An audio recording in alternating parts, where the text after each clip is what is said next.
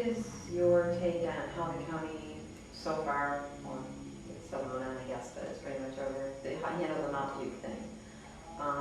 And beyond that, should they look at the county golf course?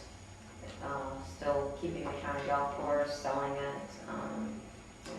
I know Mount View is over, but I believe that was really short-sighted. I really believe that they should have gone forward with an assisted living project, because there was a note in the paper this week, the first baby boomer reached 65, or reached that magic age, and the population of the United States has this huge bulge in the middle. It's like a snake that's swallowed a goat, and that's us. That's me, the baby boomers. And in about 10 years, there's going to be where is assisted living for us if it's not here?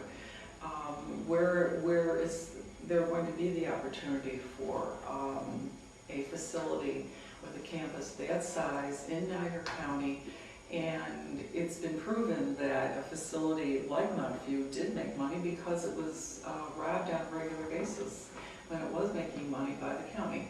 And so, properly run, a healthcare facility can make money. Now, I know the Medicaid formula was changed, which does change, the amount of income if you do have Medicaid residents, and every facility has a percentage. And but that was wrong from the get-go.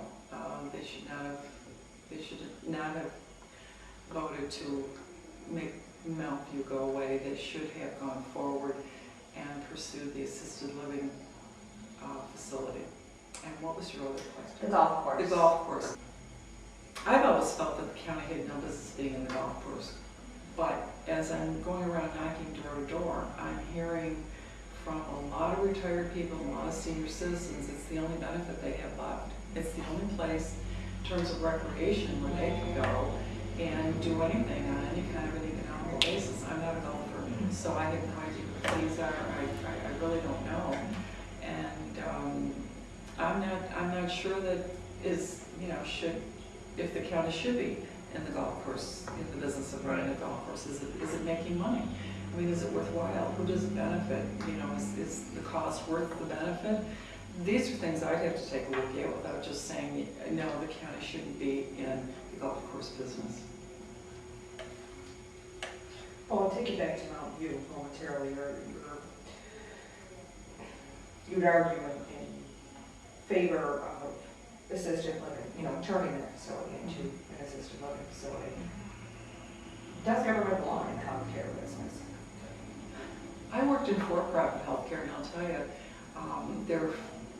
somebody needs to be in it besides for-profit entities, because I watched for 6 years as my residents were sold this wonderful, Taj Mahal of retirement living, and these services will be, for you, they'll be available, for your monthly rent, and then 18 months later, the services were cut back a little, and the rent was raised.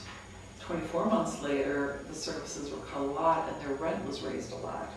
And 3 years later, and 4 years later, and 5 years later, the services were gone. Yet the owners were building summer houses in a variety of spots around New York State, and my residents were not improving the quality of their life at all.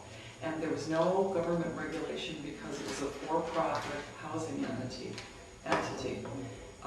When there is some government oversight, I feel there would be a benefit. There truly would be a benefit. I mean, every healthcare facility has to endure a Department of Health inspection, which is minimally a standard that's across the board for every healthcare facility out there.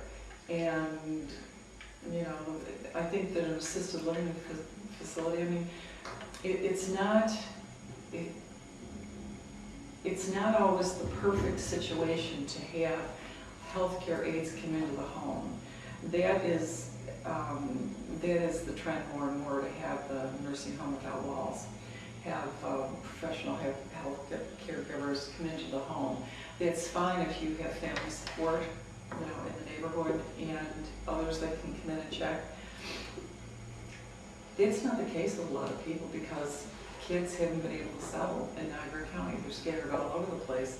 And for me, if I was going to rely on my kids to come and see me, if that was my situation, I'd rather be in some place with 4 walls with 24-hour supervision because I don't know where Joel is when he gets out of the Army. But Rob and his wife and family are in Dayton. And Tom's kids are scattered. He has one daughter here. I mean, it is not a guarantee that you are going to be able to stay in your home. It's the assumption that you can augment family help and family services with in-home care. And that is a totally wrong and invalid assumption with the numbers that are going to be hitting that age, you know, in the next 15, 20 years. My opinion. We had Keith McCollum yesterday for his endorsement interview, and asking him why we should, you know, endorse him. We endorsed him when he was up against Glenn Arenal, and asking him why we should endorse him this time around. He brought up the comments we made in our endorsement of him in comparison to Glenn.